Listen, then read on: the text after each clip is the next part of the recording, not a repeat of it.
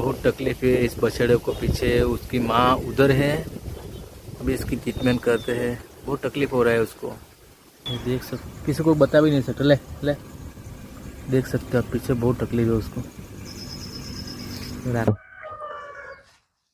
જે પ્રાઇવેટ પાર્ટમાં ખૂબ જ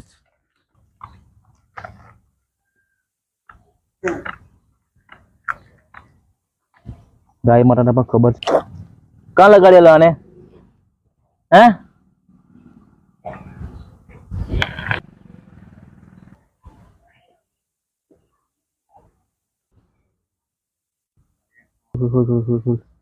બસ